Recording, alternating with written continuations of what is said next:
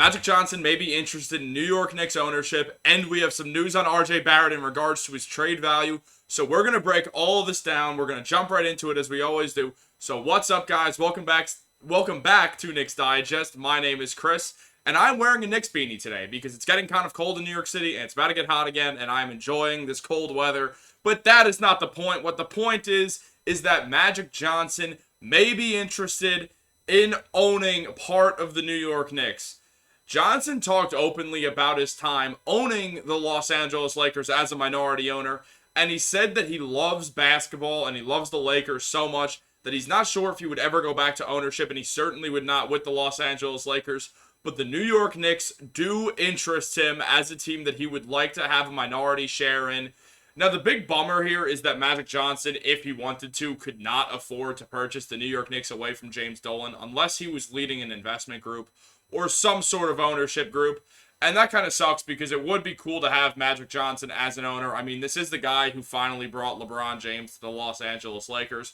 And also, more importantly, he's not James Dolan. And I think all of us want to be out of the Dolan era. As we've recently discussed, James Dolan does not even like owning the New York Knicks. So, I thought it would be great if Magic were to be interested in forming a group to buy the Knicks. But it seems as if he's more interested in just a minority share of the Knicks, and that would not happen. But let's take a look at what he said just to break it down so you don't just have my word for it. Johnson said, if there's an opportunity first, I would definitely go with the Lakers because that's who I am. I've been a part of the family for 40 years, as he said on the Rise and Shine podcast. He also said, if I ever decide to do something that's not with the Lakers, I'd probably only do something with the Knicks because I love the fan base, I love the Garden, and what the Knicks organization stands for. But as you know, I'm a Lakers man through and through. We do know that, Magic Johnson. We know you're a Lakers man through and through. But we also would love if you could just lead an ownership group into buying the New York Knicks so we don't have to deal with James Dolan and his antics anymore. Sure, he's taken a backseat, sort of what he did with the New York Rangers, which saw them actually have success in MSG. And now the Knicks have been successful since he gave the reins to Leon Rose.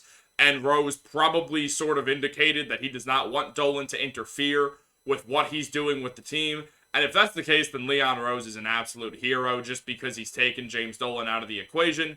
But also there is a chance that as Dolan gets older, he doesn't really care about owning the Knicks that much anymore, and he more sees it as an investment and a way for him to continually make money.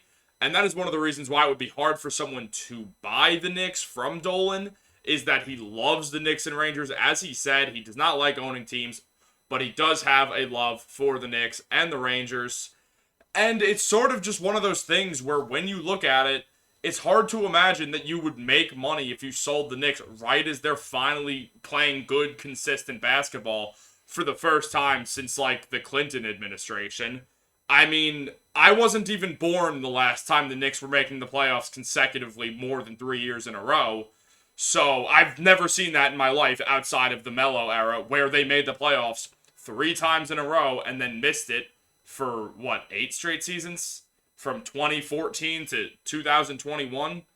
It was a rough go, and a lot of the time, James Dolan was involved, such as bringing back Steve Mills, who, despite working for the Knicks for around 11 years, never once saw a playoff appearance, but he's Dolan's friend, so he would always get in the door until he was so bad at his job that Dolan was forced to let him go, and now brought in Leon Rose, and now the Knicks are actually a, successful team to a degree, at least for our standards.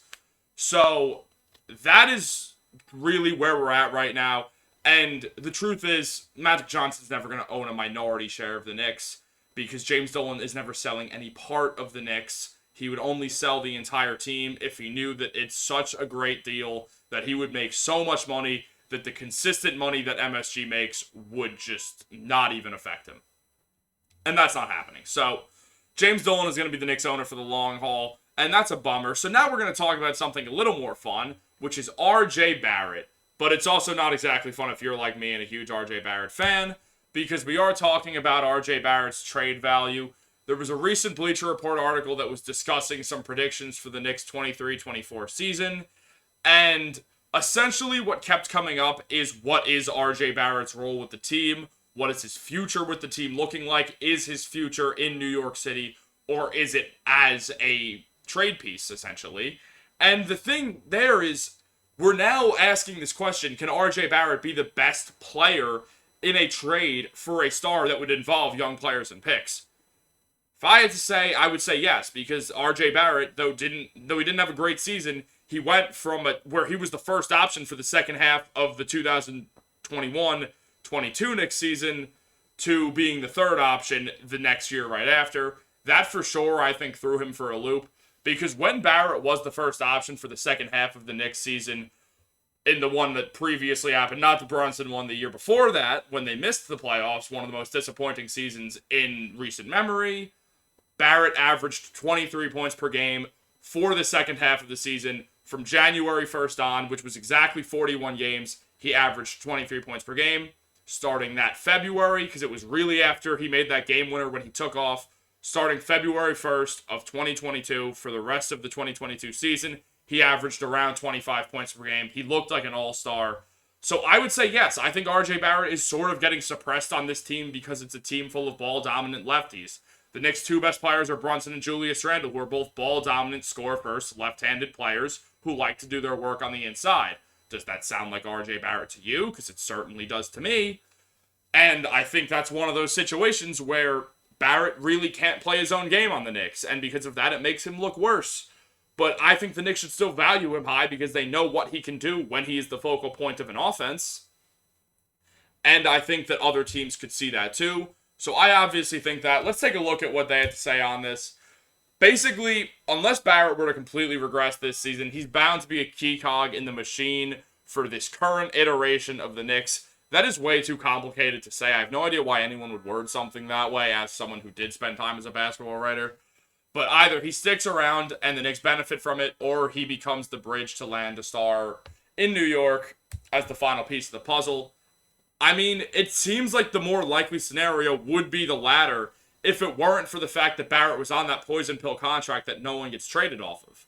So it's one of those things where the Knicks are looking for Barrett to improve and play better. They didn't give him that contract extension so they could extend the amount of time they had to trade him.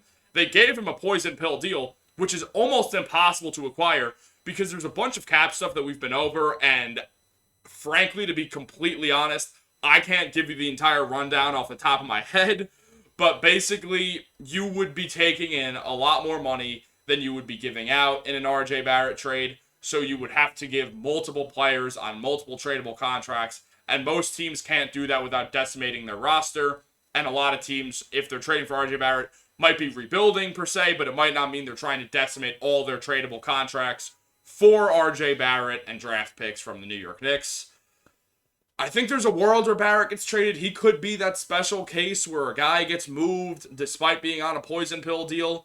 But there's also a good chance where he's not, and his future is with the New York Knicks. And if we look here, it basically is saying we don't even know if Barrett is the number one guy in a trade. We don't know if he can be. We don't know if we can acquire RJ Barrett. Basically, what it says here is exactly what I just said, how it's debatable if Barrett can either be that number one guy in a trade piece for a superstar, or if he just isn't. And as Zach Buckley put, the other option is an absolute bummer. Barrett regressing in a way that keeps the team from taking the next steps. It's entirely possible that he and the Knicks could learn they'd be better off apart, as their shared shooting struggles could be stunting the development of both parties. As I said, I do think Barrett's development is getting stunted. I don't think it's as much of the shooting as it is the fact that Jalen Brunson and Julius Randle are unequivocally the two best players on the Knicks. Both of them work on the left side of the court. Both of them like to attack the rim. RJ's the same way. He's just the same player. There's too much similarity over the Knicks' best players that, one, I don't think this big three could ever win a championship because there's not a superstar there. But also, it's just, they're too similar. It's similar to the Tatum-Brown situation up in Boston, except it's not as an elite of a duo. And there's three of them. There's three guys on the New York Knicks who want to drive to their left and score at the hole. That's not how you win. This is not, I don't think this was the plan. RJ came in as a much more athletic player, but he gained weight. He's now stronger, more of a small forward than a shooting guard. And now we're in this weird spot.